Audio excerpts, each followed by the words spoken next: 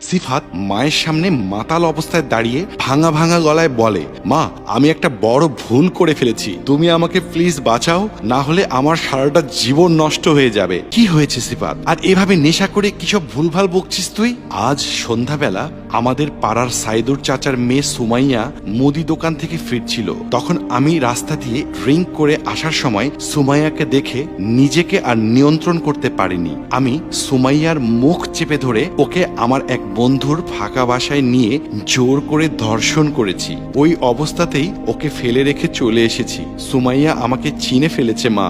সিফাতের মুখে এসব কথা শুনে সায়রা একেবারে কাঠ হয়ে দাঁড়িয়ে থাকে। ছেলেকে নিজের ইচ্ছে মতো চলতে দিয়ে আজ তাকে এই দিন দেখতে হবে, তা সে কল্পনাও ভাবতে পারেনি। ঘরের ভেতরে চুপচাপ শুয়ে থাক, আমি বাইরে থেকে দরজা লাগিয়ে দিচ্ছি। বাইরের অবস্থা জানিয়ে তোকে ডাকলে তখন বের হবেই। হঠাৎ আবার কলিং বেল বেজে উঠল। তিনি ভয়ে ভয়ে দরজা খুলতেই দেখেন সুমাইয়া এলোমেলো চুলে, চোখে মুখে ঘাম আর পানিতে মিশে একাকার হয়ে দাঁড়িয়ে আছে। সায়রাকে দেখে তিনি হাত জোর করে বলে উঠলেন, আপা, আমার মেয়েকে দেখুন, আজ আপনার ছেলের জন্যই এই অবস্থা হয়েছে ওর। সিফাত কোথায়? আপনি ওকে কোথায় পাঠিয়ে দিয়েছেন? আমার মেয়ের এত বড় সর্বনাশ আপনার ছেলে করলো, আপনি একজন মা হয়ে সব ধামাচাপা দিয়ে দিলেন।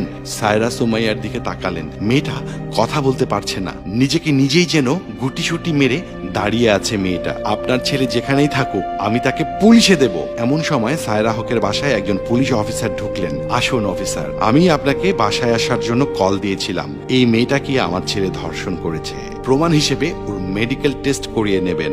আর আমার বাসার সিসিটিভির ফুটেজ আছে আমার ছেলের স্বীকারোক্তির। সিফাত ঘরের ভেতরেই আছে। অফিসার ঘরের ভেতর থেকে সিফাতকে টেনে বের করে আনলেন। মায়ের এমন কঠিন আচরণে সিফাত অবাক হয়ে, তুমি মা হয়ে আমাকে এভাবে পুলিশে ধরিয়ে দিলে? আমার জন্য তোমার বিন্দুমাত্র মায়াও নেই? তুমি কেমন মা? যখন থেকে তুই জানিয়েছিস এত জঘন্য পাপ তুই করেছিস, তখন থেকেই আমি ভুলে গেছি তুই আমার সন্তান। তোকে আমি ক্ষমা করব? আজ যদি তোর মাকে কেউ ধর্ষণ করত, তাকে তুই ক্ষমা করতিস? তোকে যদি বিয়ে দিতাম, তবুও তুই মানুষ হতি না। তোর মতো বিকৃত মস্তিষ্কের মানুষ তো বউটাকেও নরক যন্ত্রণা দিয়ে মারত। অফিসার, ওকে নিয়ে যান। পুলিশ অফিসার সিফাতকে নিয়ে যায়। সায়রা হকের এই আচরণ দেখে সুমাইয়া তাকে জড়িয়ে ধরে কেঁদে ফেলে। সে কান্না করতে করতে প্রশ্ন করে, চাচি, আপনি মা হয়েও যেভাবে ন্যায়ের পক্ষে দাঁড়ালেন, আপনাকে আমি কোনোদিনও ভুলব না। ধর্ষক মানেই ধর্ষক, তার কাজের জন্য কেবল সেই দায়ী। এর বাইরে কেউ যদি ধর্ষককে সমর্থন করে, ধর্ষিতার দোষ খোঁজে, তারাও এক প্রকার ধর্ষক। আর সিফাত কোনোদিন যদি ছাড়া পেয়ে আমাকে খুনও করে, তবু আমি অবাক হব না, কারণ বিকৃত মস্তিষ্কের মানুষ ছাড়া কেউ অপরাধ করে